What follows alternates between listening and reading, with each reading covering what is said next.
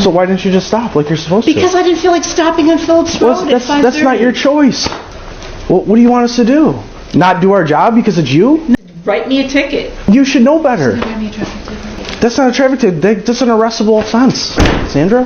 Hey guys, welcome to the channel. I'm your host Peeps, and today we're diving into a story that's sure to make you question if those in positions of power really know how to handle it. We're heading to Monroe County, New York, a location known for its rich history and picturesque views. But today we're not focusing on the scenic beauty or the historic landmarks. Instead, we're talking about a tale of high-speed defiance.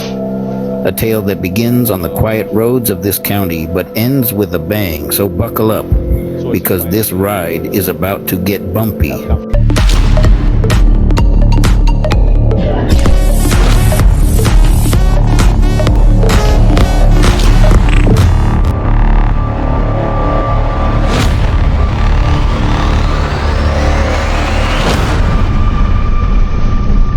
What happens when a law enforcer breaks the law? Well, in a surprising turn of events, upstate New York District Attorney Sandra Dorley found herself on the wrong side of the law.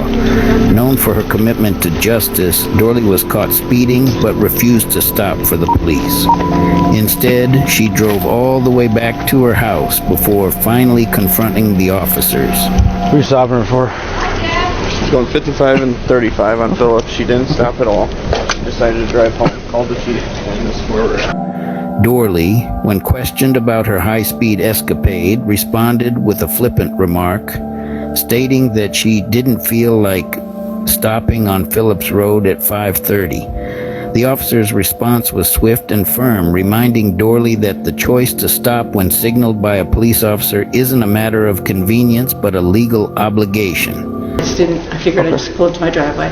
Okay. Well, And I called Dennis and I said, okay. that's me that they're trying to stop. Okay. So that's the end of story. Okay. But you should know better, right? I was speeding. I know that. Okay. So why didn't you just stop like you're supposed to? Because I didn't feel like stopping on Phillips Road at 5:30. That's not your choice. You know that. Well, I made it my choice. Okay. Well, now you made it a bigger deal than it needed to be. It's a really bigger deal. And when people start coming, it's a much bigger deal. Well, you caused that, Sandra. Well, what do you want us to do? Not do our job because it's you? That's not your choice. You know that, he retorted. Even as a district attorney, Dorley was not above the law. Her refusal to stop led to a tense exchange with the officer, who asked her a question that echoes in the ears of every public servant. And you knew why you were getting stopped, clearly. Clearly. He could have stopped you, had a conversation with you, and been done with it. But now you made it this whole big deal. Clearly. What do you want us to do? Not do our jobs because it's you? A question that reminds us that the law applies equally to everyone, irrespective of their position or status. Dorley, perhaps realizing the gravity of her actions, told the officer to just write her the ticket. But the officer pointed out a crucial fact. She had refused to stop when signaled, a clear violation of traffic laws. Well, you caused that, Sandra. Well, what do you want us to do? Not do our job because it's you? No, it's fine. I said, write me a ticket. But I was just saying, I was not going to stop at Phillips Road at 5:30. Okay, well, you broke another law because of that, right? And you should know better. That's not a traffic ticket. That's an arrestable offense, Sandra. You know this. Why would you not just pull over? You made it a bigger deal than it needed to be. And you knew why you were getting stopped, clearly. Clearly. He could have stopped you, had a conversation with you, and been done with it. But now you made it this whole big deal. Clearly. For no reason. Did you provide him your license and registration? Yeah. Okay. You have her ID? I gave it back to her. It's attached to the job and everything. So. I didn't want to stop at Phillips Road. I was right down the street. I figured I will just stop in my driveway. That's what I figured. I thought it would be easier. Apparently I was wrong. Yeah. If a regular citizen like you or I had done something like this, we would be instantly locked up and thrown in jail. But when a figure of authority such as District Attorney Sandra Dorley commits the exact same crime, She merely receives a stern conversation and a ticket. The law, it seems, applies differently depending on who you are. I mean, it's your traffic stop. I'm not going to tell you how to handle it. Do what you feel is necessary. So what's his plan? He's going to have a conversation with her, or write a ticket already? I don't know if he wrote the ticket or not. I could ask him.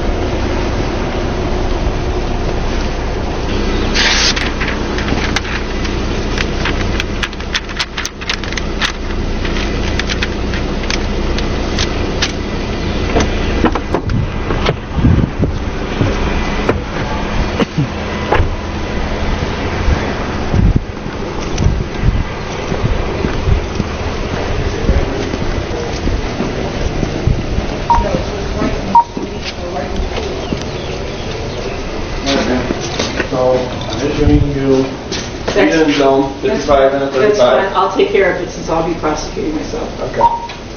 At the end of the day, you see my lights and sirens behind you, and obviously they're going off. Just pull over, we can have a conversation, and be on our way. I kept my eye on your vehicle. I'm not going to check my computer to see what plate it is if a vehicle is not stopping for me. I want to keep my eyes on that vehicle for my safety, so I make it home at the end of the day. I apologize, but... I'm sorry that you had a bad day. Yeah. And I'm sorry it went this way, but I do respect what you do. Have a good day, man. But I would say, here's something I was going to call the police on this. You know the house directly across on Phillips Road? Directly across from what? All right, thanks. All right, we'll see you. Sorry.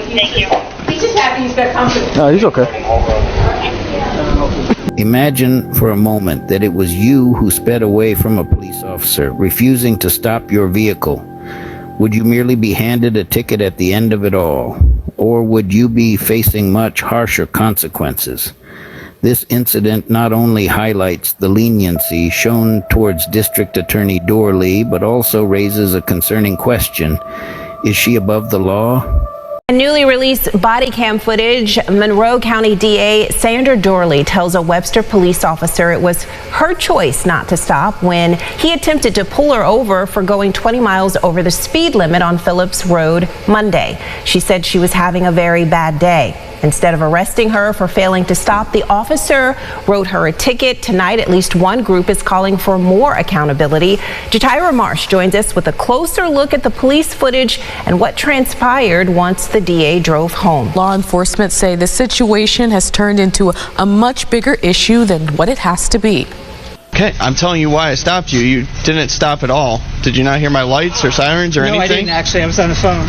Okay, well, you're not supposed to be on the phone while you're driving either. Yes, I am with the hands-free. Absolutely. Okay. Why are you so upset at me? I'm doing my job. You just admitted to me that you were going 55 and a 35 on Phillips Road. Can you please tell him to leave me alone? During the back and forth, Dorley insists on speaking to a supervisor. So why didn't you just stop like you're supposed to? Because I didn't feel like stopping on Phillips Road at 5:30. That's not your choice. Well, you broke another law because of that, right? And you should know better. That's not a traffic ticket. That's an arrestable offense, Sandra. Instead of arresting Dorley, Webster police write her a ticket. All right, ma'am. So I'm issuing you speed in zone 55 and a 35. That's fine. I'll take care of it since I'll be prosecuting myself. Okay.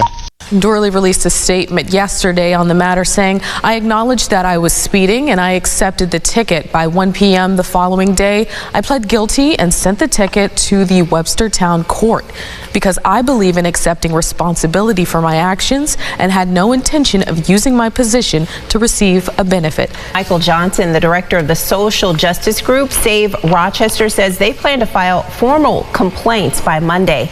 In a release today, he writes, Sandra Dorley's blatant disregard for the law must not go unchecked. If this had been any other citizen, they would not have been allowed to get away with the behavior she displayed. Is she above the law? She was not arrested, not put in handcuffs, and not taken to jail. She was merely given a ticket. This incident leaves us questioning the fairness of our legal system and whether those in power are truly held accountable. Are we living in a society where the laws are applied differently based on a person's status, or are we truly equal in the eyes of the law?